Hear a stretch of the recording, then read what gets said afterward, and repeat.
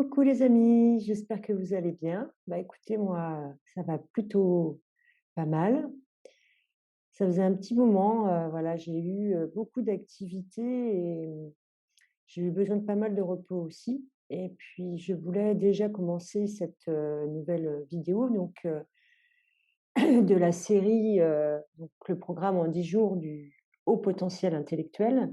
Et donc là, on est rendu à la vidéo 8, donc avec les 3 vidéos bonus 8, 9, 10, qui vont être consacrées toujours à notre haut potentiel, mais cette fois-ci intuitif, et donc avec plutôt une vision supramentale, supraconscience. Donc j'y reviendrai. Mais déjà, je voulais remercier de tout mon cœur toute l'équipe de Conscience Libérée et Harmonie, et notamment à Carole, donc avec qui j'ai eu la chance de pouvoir faire une séance RVA, d'hypnose régressif, il y a maintenant à peu près un mois. Voilà, ça m'a fait énormément de bien, mais j'avais aussi besoin du coup de me retrouver un petit peu. Et donc, bah, vraiment un grand merci à, à Carole et son équipe d'avoir partagé sur leur chaîne et sur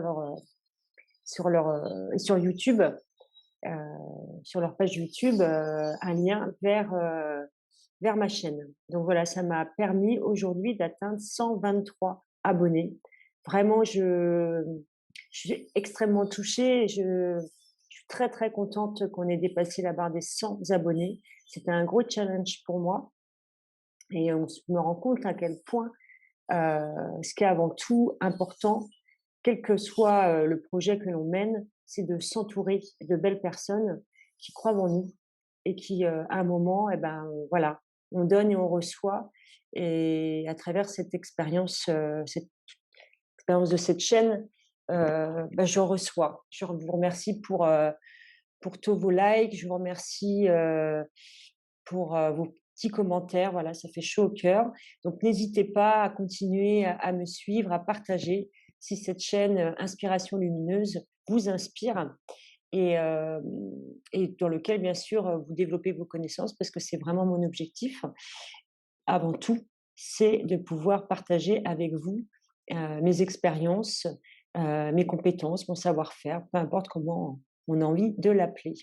Voilà, donc plein, plein, plein de bisous à vous tous et bienvenue sur Inspiration Lumineuse pour tous ceux qui viennent de rejoindre la chaîne. Donc aujourd'hui, on va faire une nouvelle séance de coaching, cette fois-ci très centrée sur l'intuition. Donc voilà, bah, je vous laisse découvrir le contenu, donc qui va se faire à travers à la fois par la voix. Donc c'est essentiellement audio. Je vous ai mis aussi quelques images, voilà, que vous allez découvrir, et on se retrouve à la fin de cette vidéo. Donc à tout à l'heure. Alors, qu'est-ce que le HPI d'un point de vue supramental, supraconscience, haut potentiel? Donc, c'est quelqu'un qui a des potentialités, c'est-à-dire des possibilités hautes, fortes, intuitif, donc intuition, savoir écouter son intérieur, mais également savoir faire abstraction de l'extérieur dans ses choix. D'un point de vue supramental, le HPI a pour objectif de se réaliser, de se choisir. Et il a tous ses potentiels, c'est-à-dire tout ce que j'ai pu vous exprimer dans les 7 premières vidéos. Il a toutes ses caractéristiques, toute cette puissance en lui, en devenir, avant tout pour voir la vérité là où le mensonge est présent. Le mensonge collectif, mais également le mensonge individuel. Collectif parce que nous vivons dans une société et un monde, dans la matrice, dans la 3D, et donc dans la dualité. Et dans cette dualité, le mensonge est présent. De manière individuelle parce que, en tant qu'individu, nous sommes confrontés aux autres et à nous-mêmes également. On peut se mentir à soi-même et on peut être utilisé par les autres, manipulé par les autres et manipulé collectivement par le système. Et donc, toute cette potentialité intuitive doit permettre au HPI d'écouter sa guidance intérieure, son intuition, son enfant intérieur, ses guides. C'est savoir également écouter son cœur. Le supramental, c'est une intelligence du cœur, être en capacité de pouvoir, de la même manière, offrir au monde des messages du cœur. Et puis l'objectif également, c'est de faire de son ego, de son mental, un allié du cœur et de l'âme, pour pouvoir atteindre ce qu'on appelle être dans l'être, c'est-à-dire être dans l'esprit cœur-corps. Pourquoi y a-t-il des individus qui ont ces particularités? Ce sont des êtres qui sont invités à pouvoir se choisir, se réaliser et de pouvoir se sortir de la matrice, pour être également des exemples pour les normaux pensants, pour pouvoir s'élever, grandir et atteindre cette sagesse, de pouvoir être dans cet amour inconditionnel et de pouvoir respecter les lois universelles. C'est choisir de vivre plutôt que de survivre. Et dans un objectif d'une mission de vie qui est celle de pouvoir s'aider, bien sûr, soi-même, par le développement de ses connaissances, par le développement de ses potentialités, pour pouvoir également aider les autres, ses frères, ses égaux, à s'éveiller. C'est également atteindre ce qu'on appelle un alignement. C'est être en congruence avec soi-même. Et pourquoi y a-t-il des HPI? Qu'est-ce que c'est? J'ai interrogé mes guides, et notamment ma sœur galactique, et ce qu'elle m'a envoyé comme guidance, c'est les HPI sont des galactiques avant tout, des âmes qui ont vécu beaucoup de vies, qui ont accumulé beaucoup d'expériences, et ce sont bien sûr des âmes connectées, d'où ce haut potentiel intuitif, cette intuition hors norme. Et cette connexion et cette hypersensibilité leur donnent une capacité pour comprendre au-delà des croyances, pour comprendre la réalité au-delà de la matrice, pour montrer l'exemple aux autres que l'on peut évoluer, se choisir, vivre pleinement et aider les autres à évoluer. Ce qu'elle m'expliquait également, c'est que on parle des différentes vagues d'incarnation depuis les années 40 de galactiques qu'on appelle les enfants stellaires. Et c'est ce qu'elle m'expliquait, c'est qu'il y a notamment énormément d'êtres de lumière qui s'incarnent à cette époque. Parce que c'est une époque charnière d'évolution des multivers, des différents univers. Il n'y a pas qu'un seul univers non plus, il y a de multi-univers. Et nous vivons une époque où les énergies amènent aux différentes planètes, aux différentes races d'évoluer. Et Gaïa, bien sûr, en fait partie. Notre chère terre-mère. C'est également à travers les HPI qui vivent dans cette matrice, qui ont fait le choix de s'incarner dans la matrice une nouvelle fois. C'est montrer également aux autres planètes, qui sont également, eux, en troisième dimension, qu'il est possible d'évoluer. C'est montrer également que le libre arbitre est une loi universelle, indispensable à la sauvegarde de toutes les planètes, de l'univers. Dans la matrice 3D telle que nous la vivons aujourd'hui, le libre arbitre n'existe pas. Cette dualité, cette manipulation permanente du système nous fait croire que nous avons notre libre arbitre. Mais sans rentrer dans les détails, et surtout après ce que nous avons encore appris de notre gouvernement, nous voyons bien que nous n'avons pas notre libre arbitre. C'est également un choix d'incarnation et donc une mission d'évolution de son âme pour guérir de ses mémoires de vie antérieure et également de croyances collectives. Et à travers cette incarnation, de pouvoir purifier tout cela, de s'élever et d'élever ses vibrations, d'accepter son être, d'accepter son vrai self, qui je suis vraiment.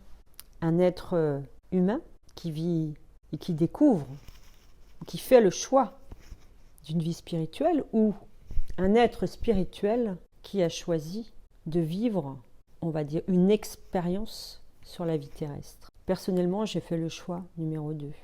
Je me considère comme un être de lumière qui a fait le choix de vivre une nouvelle expérience de vie terrestre, dans une époque particulière, avec l'objectif d'une mission de vie de guérison, c'est-à-dire de, malgré les difficultés, les souffrances et la dualité, d'avoir fait le choix de vivre plutôt que de survivre, pour pouvoir ensuite réaliser ma mission galactique, c'est-à-dire d'incarner un être de lumière pour aider mes frères, mes sœurs humains, les animaux, la nature, à pouvoir s'élever, grandir et s'éveiller.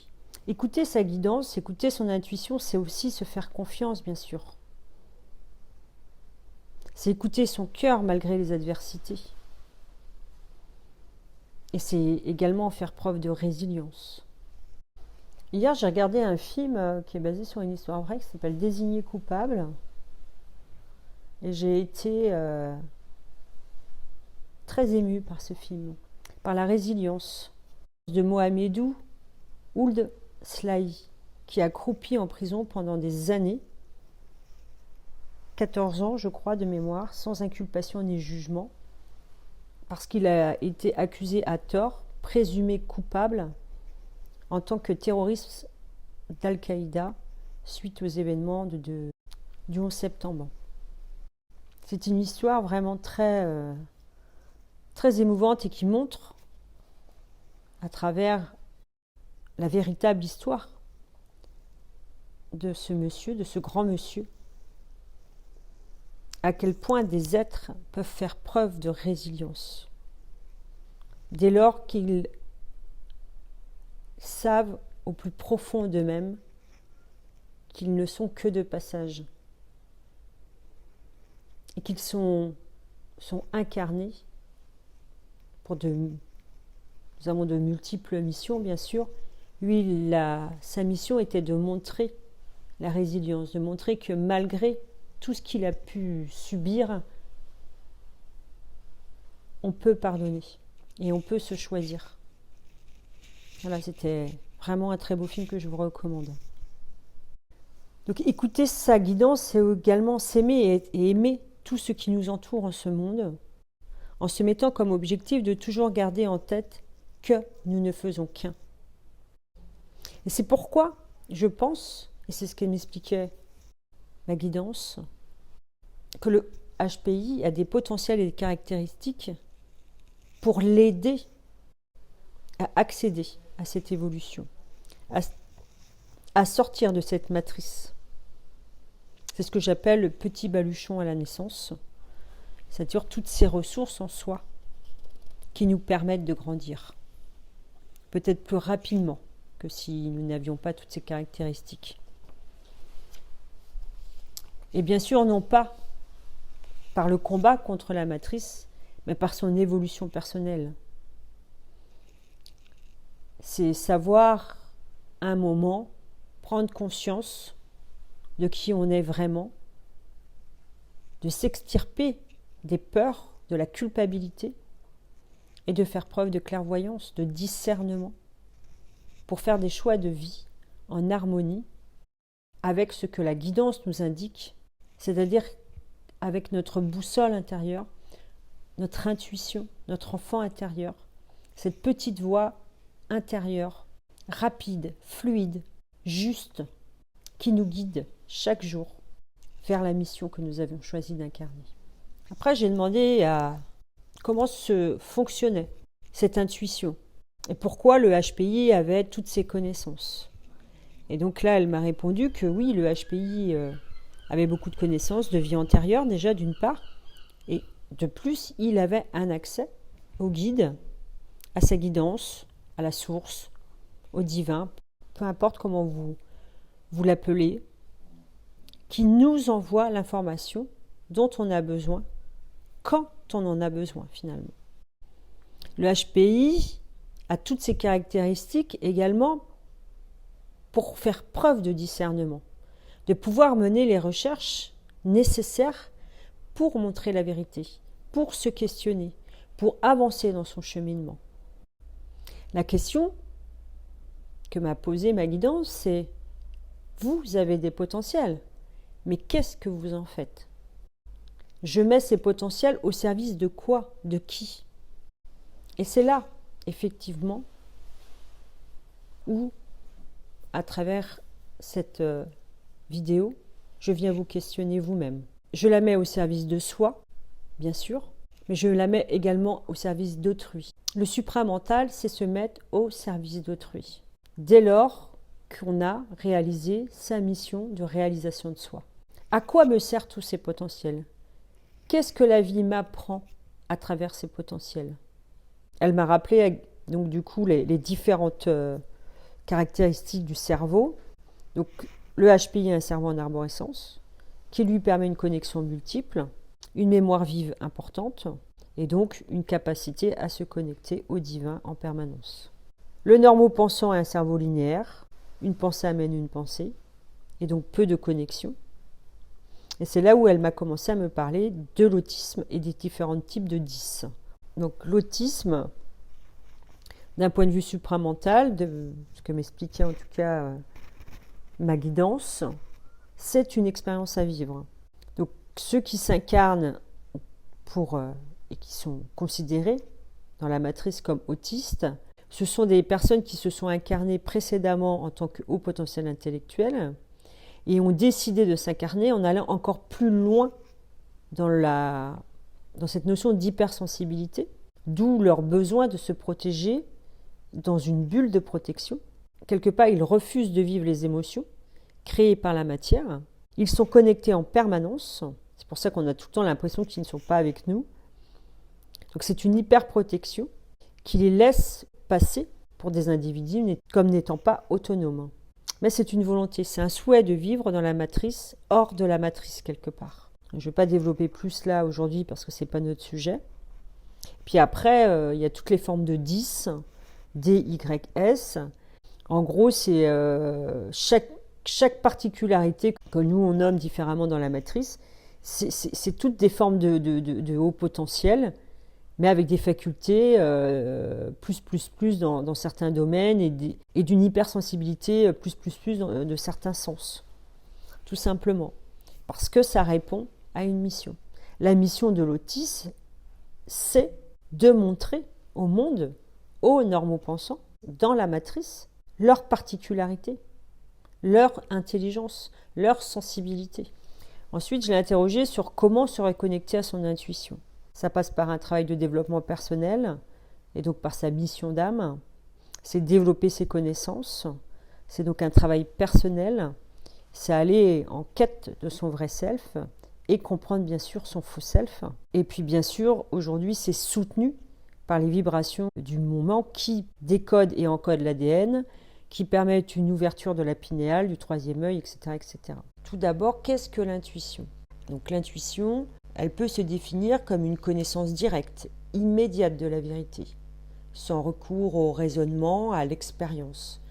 C'est un sentiment irraisonné, non vérifiable, qu'un événement va se produire, que quelque chose existe.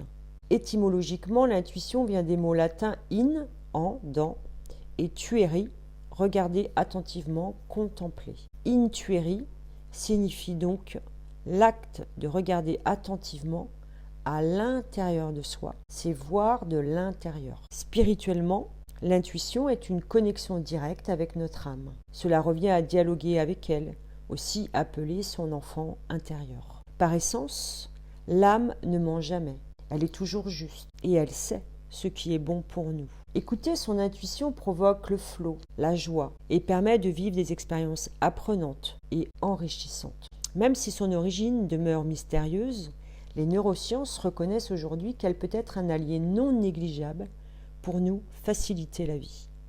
L'intuition peut être une invitation à l'autonomie, l'opportunité de modeler son quotidien au plus près de ses besoins, de ses envies et de ses compétences. Selon Vanessa Milkazek, qui est une coach spécialisée en intuition, cette faculté nous fait gagner du temps, nous rapproche de nos véritables aspirations, nous connecte à nos vraies ressources intérieures. Encore faut-il oser lui faire confiance. Être à l'écoute de son intuition, c'est être à l'écoute de ses ressentis, de sa boussole intérieure. C'est apprendre à écouter sa petite voix intérieure, de se faire confiance et d'être à l'écoute de ses ressentis, corps et cœur. La méditation, la relaxation et la pleine conscience favorisent l'écoute en soi et de son intuition.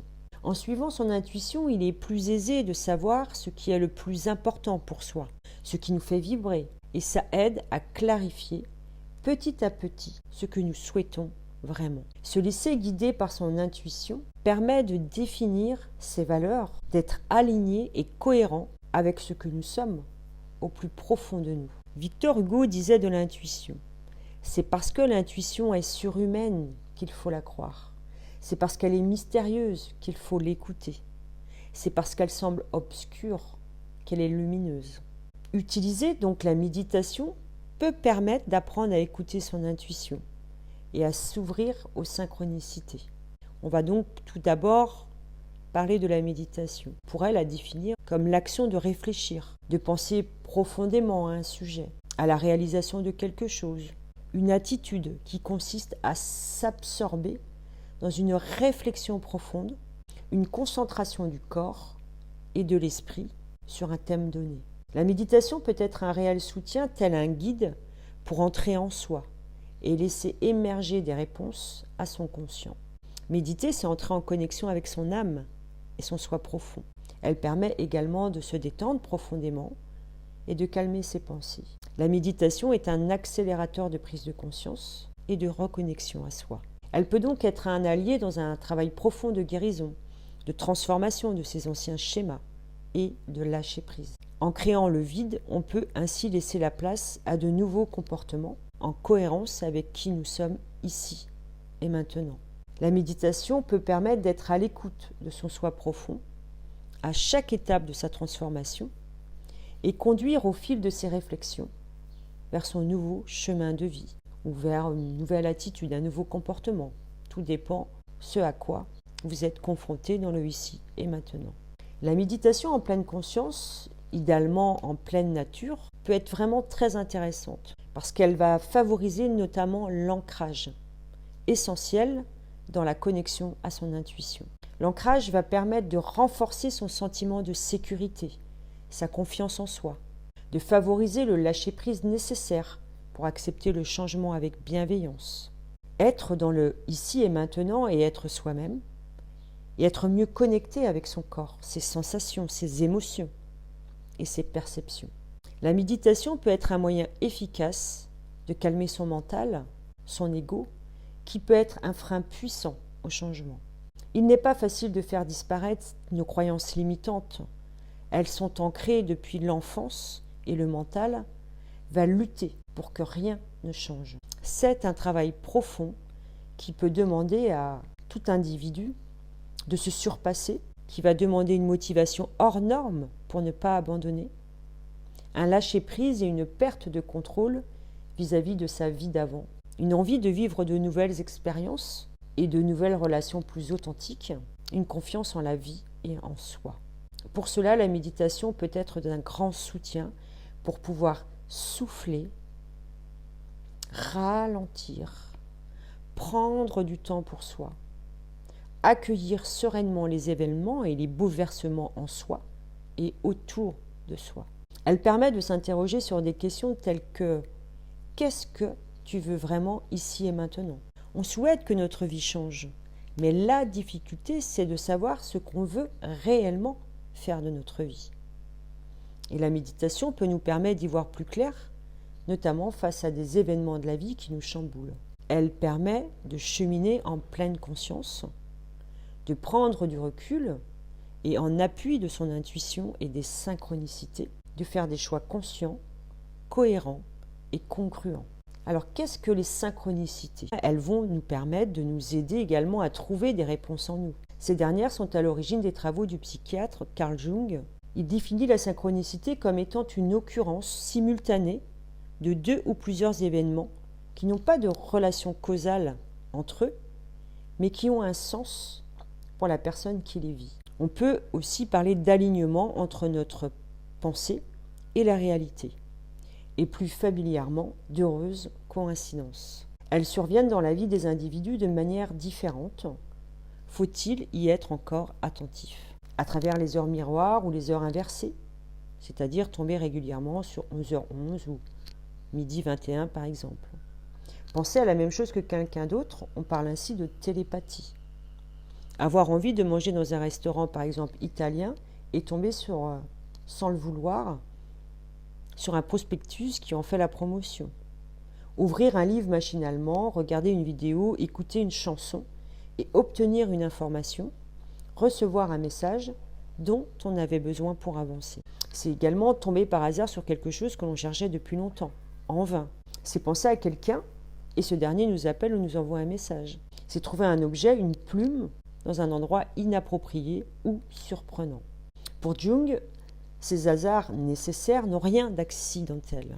Au contraire, étant liés par le sens et non par la cause, ils sont une forme de réponse de l'univers à un besoin exprimé consciemment ou inconsciemment par la personne, et venant transcender l'espace et le temps. Cette conception d'un hasard intelligent, porteur de sens, si elle est étrangère à nos esprits occidentaux, est beaucoup plus naturelle du côté de l'Orient, qui conçoit le hasard dans sa globalité comme une loi de cause à effet. Lors des moments clés de l'existence, de transformation, de transition de vie, c'est là que les synchronicités sont les plus nombreuses. C'est pourquoi il est intéressant d'en prendre conscience et de les accueillir quand elles se présentent à nous. Elles sont comme des clés qui aident à nous ouvrir à notre intuition petit à petit pour découvrir ce que la vie attend de nous. Dans tous les cas, les synchronicités sont en lien étroit avec l'intuition. Plus on va s'ouvrir à elles, plus elles viendront à nous et plus elles seront présentes dans notre vie et plus notre intuition pourra se libérer. Elle nous envoie des messages pour nous éclairer. On pourrait donc résumer ce trio, méditation, intuition et synchronicité, comme une forme de tiercé gagnant qui peut nous accompagner dans notre cheminement. Ce trio nous invite à méditer, à entrer en introspection avec nous-mêmes pour trouver les solutions et les réponses au plus profond de nous. En méditant, il est plus aisé de se connecter à son intuition et de prendre conscience petit à petit de ce qui est le plus important pour nous et bon pour nous. On apprend ainsi à écouter ses ressentis, ses émotions qui vont nous guider tout le long d'un processus de transformation. Les synchronicités vont se démultiplier et venir libérer d'autant plus son intuition et nous apporter des messages pour éclairer nos choix. Donc vous l'aurez compris, l'intuition, totalement liée effectivement aux synchronicités, et c'est une connexion directe avec son âme, avec sa voix intérieure, son enfant intérieur, peu importe comment vous allez l'appeler, mais c'est cette réponse instantanée, une fraction de seconde, ce que vous ressentez. Dès que vous voyez quelqu'un ou vous avez un coup de fil, une nouvelle, votre corps vous parle à ce moment-là. C'est ça, l'intuition. Elle ne se trompe jamais. Elle est juste. Mais elle est juste pour vous. Et c'est à chacun, en fonction, effectivement, de la réponse apportée par l'intuition, de pouvoir faire ses propres choix. Parce que dans la seconde qui va suivre, le mental et l'ego, eux, vont vous apporter d'autres réponses. À chacun de choisir ce qu'il a envie de vivre. Suivre son âme ou suivre son ego. Et pour revenir au haut potentiel intuitif, ce qui est intéressant de prendre conscience, c'est que le HPI est très, très connecté à son intuition, notamment sur les premières années de sa vie et jusqu'à l'adolescence. Et puis plus il va rentrer dans des croyances limitantes, plus il va effectivement porter ce masque de faux self, plus il va se déconnecter de son intuition. Même s'il reste connecté, pour la majorité, il aura quand même tendance, pour se faire accepter, pour être aimé, comme on l'a vu dans les vidéos précédentes, choisir le mental et l'ego. Mais il arrive un moment, quand on se choisit, quand on décide d'évoluer, quand on décide d'être soi-même, de retrouver ce vrai self, la reconnexion à son intuition va être essentielle dans la transformation. Je vous invite à la méditation, qui est une possibilité en tout cas assez efficace, je dirais, de cette reconnexion à l'intuition. Marcher dans la nature, être dans le flot. Ce qui était intéressant ici, c'était vraiment de vous présenter l'intuition dans sa globalité, comment développer son intuition, et puis la relier cette intuition forte, cette connexion avec son âme, avec son enfant intérieur, la relier à une des capacités indéniable du HPI. Dès lors, bien sûr, qu'il se choisit, qu'il choisit son vrai self, qu'il vit pleinement son potentiel intellectuel et émotionnel. En plus, en travaillant sur l'intuition, sur la méditation, on va être beaucoup plus dans le lâcher-prise. Le lâcher-prise est extrêmement important parce que c'est ça qui va amener aussi l'individu vers le détachement et donc vers une libération de ses émotions dans le ici et maintenant.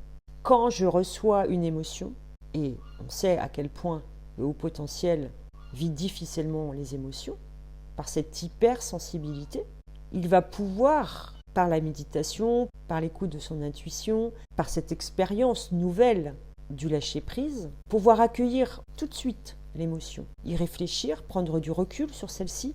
Pourquoi cette situation lui procure telle ou telle émotion? Pourquoi ça lui fait souffrir, par exemple? Pourquoi ça lui fait peur? Et cette analyse rapide, automatique, que vous allez mettre en place face à ces émotions, vont vous apporter des réponses et vous aider à lâcher prise beaucoup plus rapidement, à évacuer déjà l'émotion et à faire preuve de détachement, mais aussi de discernement. Est-ce que c'est si important que ça? Et sortir de tous ces scénarios possibles et imaginables qui ne servent à rien. L'événement est passé, et dans le ici et maintenant, il ne se passe rien. Vous verrez la plupart du temps.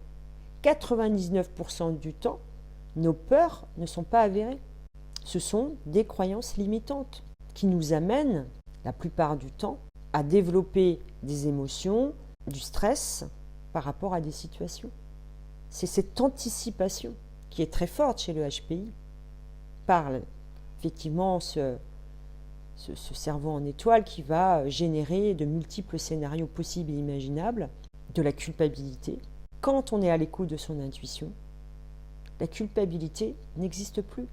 J'ai agi pour mon bien parce que j'ai appris à faire preuve de détachement. Et petit à petit, on se libère et c'est extrêmement plaisant. Le futur n'existe pas réellement. Il n'y a pas qu'une ligne de temps. Il y a de multiples lignes de temps.